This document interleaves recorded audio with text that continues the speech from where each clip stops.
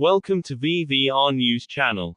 Beneath the bright illumination of Manhattan's cityscape, the beat of New York moves quicker than common in the boroughs and brownstones, in the subway passageways and political centers. A novel political tempo is emerging, one that could soon define America's most recognizable metropolis. His name is Zoran Mamdani, a 34-year-old state representative from Queens, child of Ugandan Indian migrants, and currently the leading contender to become the forthcoming Chief Magistrate of New York City. The camera captures him surrounded by helpers. His voice firm but filled with conviction. Every resident of New York, regardless of their belief, regardless of where they were birthed, regardless of who they are, merits a city they can finance and a location where they feel secure to establish a household and a life. Only a few months prior, few outside local governance even knew the designation. Today, Zoran Mamdani's gatherings attract throngs that fill educational gymnasiums and resonate across the avenues of Brooklyn, Harlem, and Queens. To his backers, he is the image of a fresh American left, unapologetic, varied, and profoundly grounded in the hardships of common individuals. To his detractors, he's something entirely dissimilar. A visionary whose socialist declarations could overturn the delicate equilibrium of the city's governance. Born in Kampala, Uganda, Mamdani's history commences far from the locale he aspires to govern. His relatives, of Indian lineage, escaped during the turbulence of Idi Amin's administration and took up residence in the United States when he was 7. His mother, movie maker Mira Nair, and father, scholar Mahmoud Mamdani, fostered in him both artistic endeavors and advocacy. At Bowdoin College in Maine, he pursued economics and began championing fiercely for the Palestinian cause, garnering both esteem and dispute. Though once drawn to musical pursuits, he discovered his vocation in civic existence. In 2020, he secured a position in the New York State Assembly, standing for Astoria in Queens, one of the city's most heterogeneous and fiscally stressed neighborhoods. There, he became recognized as a statesman who blended societal divisions, a Muslim representative at LGBTQ marches, a renter protection proponent who also participated in interfaith remembrances, and a spokesman for newcomers who observed their city developing out of their reach. Political commentator Lincoln Mitchell of Columbia University remarks, "Honestly, a Muslim nominee for Chief Magistrate of New York is an immense narrative, especially at a time when the conflict in Gaza has absorbed so much worldwide notice. That focus has only expanded as Mamdani's standing has improved. His political self-description, socialist, positions him directly within the rebellious faction of the Democratic Party, alongside prominent figures such as Bernie Sanders and Alexandria Ocasio-Cortez. For traditionalists and even some moderate Democrats, that classification is harmful. President Donald Trump has gone further, criticizing him as a small-time communist, a statement that has only aided Mamdani among younger electors who perceive him as an anti-establishment modernizer. The ascent of Zoran Mamdani has been as swift as it is uncommon. In June 2025, he prevailed in the Democratic preliminary, a surprising triumph over experienced personalities like Andrew Cuomo, the previous governor compelled to step down in controversy. Mamdani's effort was a blend of conventional organizing and digital competence. Volunteers knocked on doors while his clips and addresses became popular on TikTok and Instagram. His communication was evident that New York, one of the world's wealthiest urban centers, had become too costly for those who constructed it. At a demonstration, he proclaimed, "We hold the belief that buses ought to be speedy." And the audience bellowed back, "Gratis. We hold the belief that accommodation is much too costly. We are going to construct hundreds of thousands of affordable residences, confront poor property owners, and fix the rental price." The pledge of complimentary buses, housing cost regulation, and city-managed food stores has sparked fervor but also apprehension. Financial experts caution his schemes may strain the municipality's fiscal plan, and Legal commentators note that such expansive overhauls would necessitate state consent. Even well-wishers concede his proposals may encounter formidable impediments. Lincoln Mitchell again articulates the ruling class's apprehension. If you were selecting somebody to direct a non-profit organization with a $40 million budget annually, you might be unsure about Mamdani's background. But he is campaigning to be chief magistrate of an urban area with a fiscal plan close to $100 billion. That absence of operational familiarity is a preferred criticism for Cuomo and other competitors. However, in popular opinion, Mamdani's originality is part of his charm.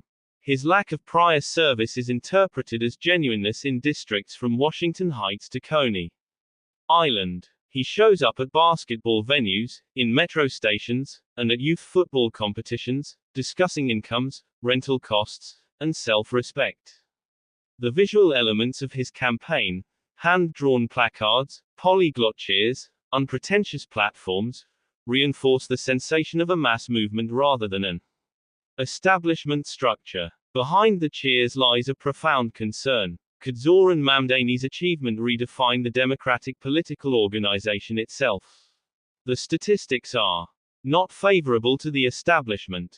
A Wall Street Journal survey from July indicates 63% of Americans possess an unfavorable viewpoint of the Democratic Party, its lowest in 3 decades. For planners, Mamdani's thrust suggests a potential revitalization, as Observer Mitchell states, it's been a lengthy period since a Democratic hopeful motivated this degree of support, almost devoted. He occupies a captivating cultural position, from the worldwide South, yet from significant advantage. Because of that, he navigates through diverse environments with remarkable simplicity. Indeed, that duality, a newcomer's narrative enclosed in worldly competence, renders him both easy to connect with and divisive. Supporters assert it enables him to bridge disagreements. Critics contend it separates him from common workers' realities. Still, his demonstrations persist in growing. The American left sees in him a sort of next-era model, youthful, Muslim, globally focused, and intensely egalitarian. Bernie Sanders, present at a gathering alongside Mamdani and Ocasio-Cortez, articulated the significance plainly. A triumph here in New York will offer optimism and motivation to people across our Commonwealth and across the globe. Such endorsements invigorated his undertaking.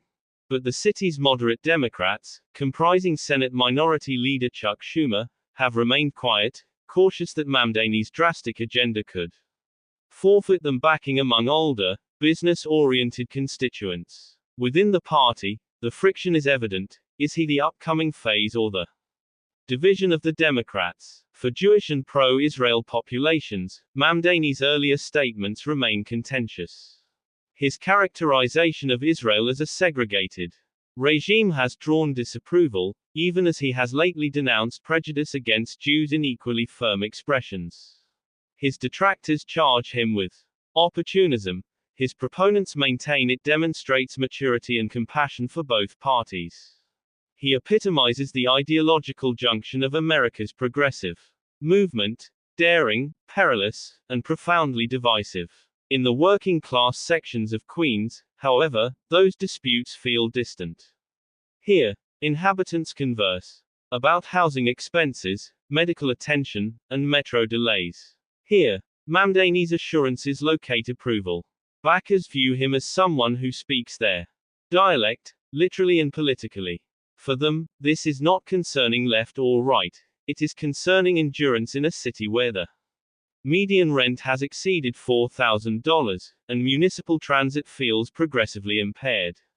As voting day nears, the feeling on the ground moves from excitement to nervousness. Helpers distribute flyers outside small shops and mosques. Discussions intensify across neighborhood news outlets. The query is no longer whether Mamdani can triumph, but whether New York is prepared for what his success would signify. Because beyond his slogans rests a deeper theme, a challenge to America's potential for self-renewal.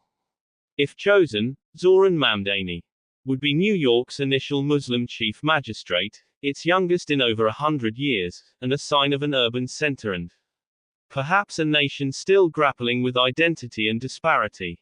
Yet, for all the conjecture, one certainty persists: no matter how high he rises, Mamdani can never seek the U.S. presidency. The Constitution restricts foreign-born citizens from seeking that office. That actuality gives his narrative a self-contradictory conclusion. A man who could redefine the political spirit of America's grandest city but never command the country whose pledge brought his family here. As the evening descends over Times Square, campaign beacons flicker and the cityscape shines with anxious anticipation.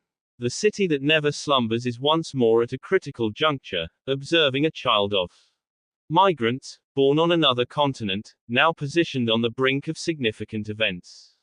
Every resident of New York, regardless of their belief, regardless of where they were birthed, regardless of who they are, merits a city that they can finance and a location that they will be secure and capable to establish a household and a life.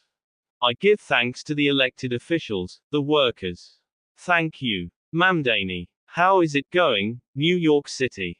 Are we ready to rise up and oppose? I thank you so much, and I cannot wait to be a part of this mobilization with each and every one of you.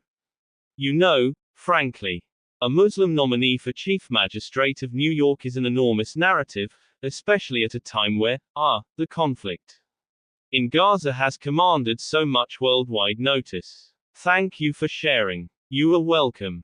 I want you people to get struck. Joseph, yes, it is. If not, I will just.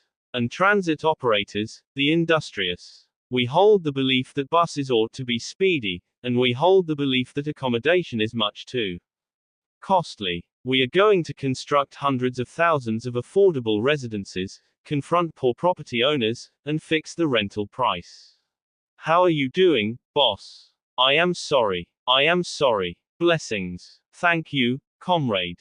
See, it's in Spanish. Between a communist and a Democrat, you're going to forfeit, and who is harmed? The inhabitants of New York City. If you were selecting somebody to be chief operating officer of a non-profit organization that had a $40 million annual fiscal plan, you would not be confident in Mamdani's background. And he is campaigning to be the chief magistrate of a city with a fiscal plan that totals almost $100 billion. Strategy. New Yorkers need to hear the verity, no more nonsense from opponents. I will do one more. It is impressive to me. I mean, I have not encountered a Democratic hopeful who has this kind of an engagement in a very long period, and it is verging on somewhat devoted, right? The justification I state. That is because he fits a very engaging cultural place, right? He is from the worldwide South, but he is from intense advantage. And because of that, he navigates through all these environments with considerable simplicity. Louis, pleasant to encounter you, man. I value you, man. Thank you. A triumph here in New York will offer optimism and motivation to people across our Commonwealth and across the globe. A complete inquiry into how this transpired. Public school system be unhoused, and to understand that this is the 9th consecutive year that it is more pleasant to encounter you.